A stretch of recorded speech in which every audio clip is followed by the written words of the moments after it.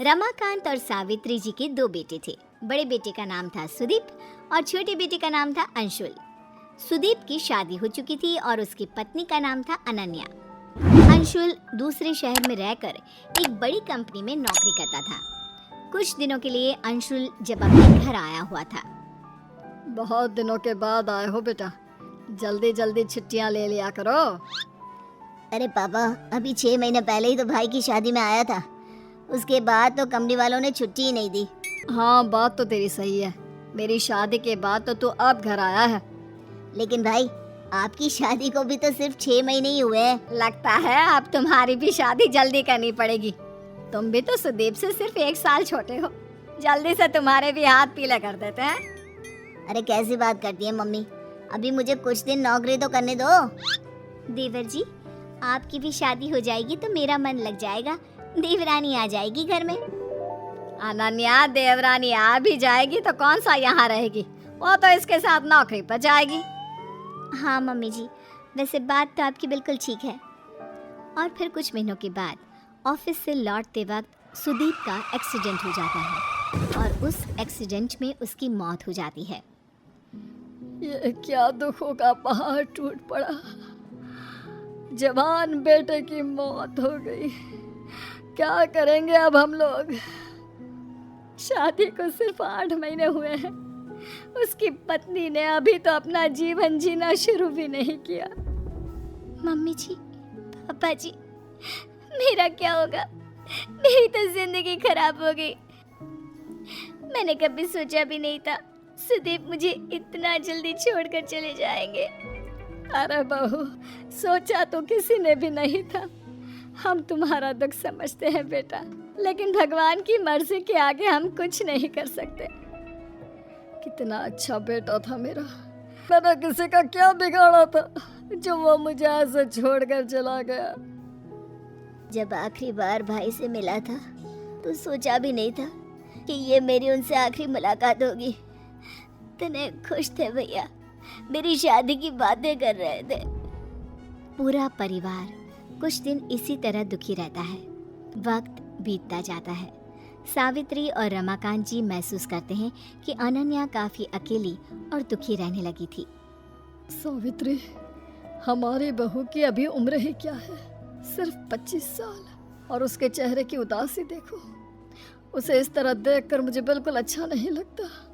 आप ठीक कहते हैं, अनन्या बहुत रोती है और उसका अकेलापन मुझसे भी नहीं देखा जाता।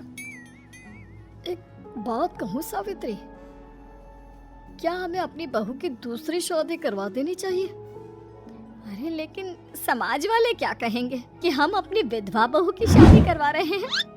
अरे लेकिन उसकी उम्र तो देखो, सिर्फ 25 साल की है।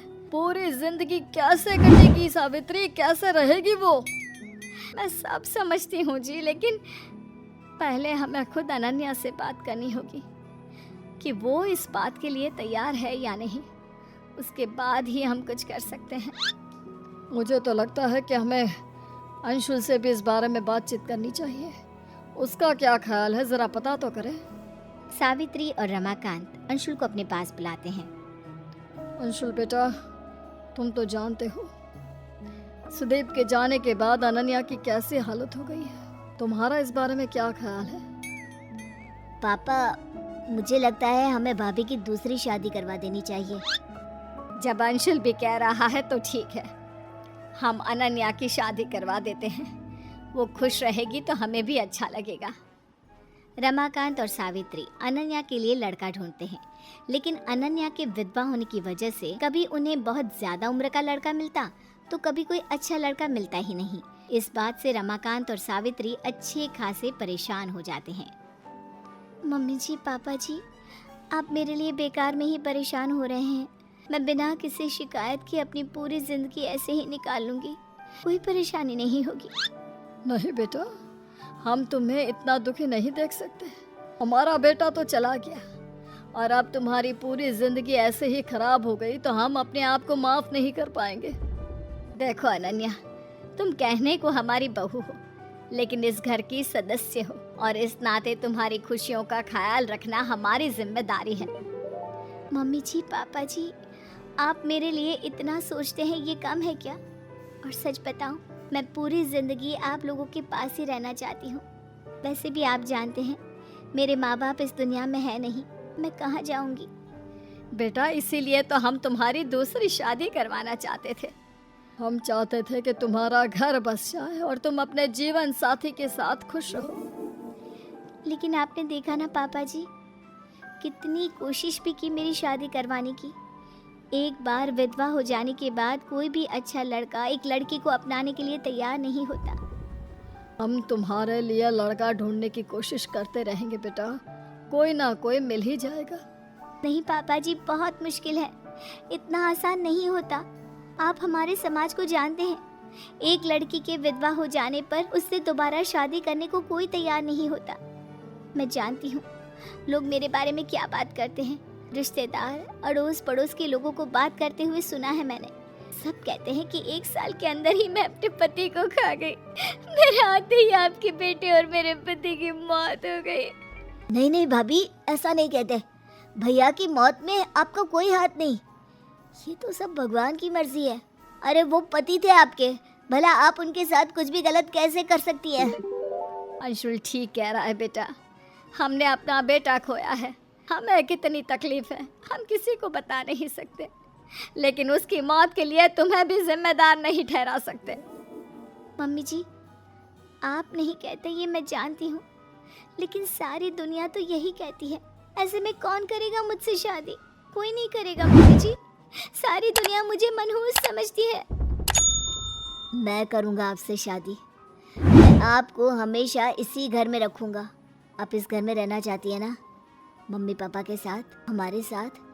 ठीक है, मैं आपसे शादी करूँगा भाभी। अरे ये तुम क्या कह रहे हो अंशुल, तुम अपने बड़े भाई की विधवा के साथ शादी करोगे?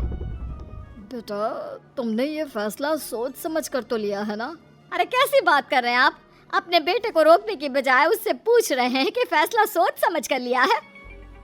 लेकिन मम्मी, आपको इस बात से क्या एतराज़ है? देवर जी, मेरी वजह से आप अपनी जिंदगी खराब करने की कोशिश मत कीजिए। मैं जानता हूँ आप मेरी भाभी हैं और एक पत्नी का रिश्ता मेरे साथ शुरू करने में आपको बहुत मुश्किल होगी, लेकिन फिर भी मैं इसके लिए तैयार हूँ। तुम्हारा दिमाग खराब हो गया है क्या? तुम्हारे बड़े भाई की मौत हो गई है और ये उसकी पत्नी है, उसके साथ शादी करके तुम चाहते हो कि घर में फिर से कुछ गलत हो जाए? देखा मम्मी, सारी दुनिया गलत तो नहीं कहती। जब हमारी खुद की सोच ही ऐसी है तो हम दूसरों को क्या समझाएंगे? सावित्री, अंशुल ठीक ही तो कह रहा है, हमें अनन्या जैसी बहू कहाँ मिलेगी? वो हमें समझती है, हम उसे समझते हैं, हमेशा हमारे साथ रहेगी अंशुल की पत्नी बनकर। मम्मी जी, आप परेशान मत हो, मैं ऐसा कोई काम नहीं करूँगी जिसकी वजह से आपको दुख हो। नहीं नहीं बेटा, मुझे माफ़ कर दो, मैंने ही कुछ गलत बोल दिया। अंशुल ठीक कह रहा है, तुम हमारे घर में बहू बनकर आई थी और अब हमेशा के लिए बहू बनकर ही रहोगी, इससे अच्छी बात और क्या हो सकती है? देखिए भाभी, आपको जितना वक्त चाहिए आप ले लीजिए। हमारा रिश्ता थोड़ा अलग है, लेकिन धीरे धीरे सब कुछ ठीक हो जाएगा। रमाकांत और सावित्री जी अंशुल और अनन्या की शादी करवा देते हैं और इस तरह से एक देवर अपनी भाभी से शादी करके कम उम्र में विधवा हुई अपनी भाभी की जिंदगी को फिर से खुशियों से भर देता है।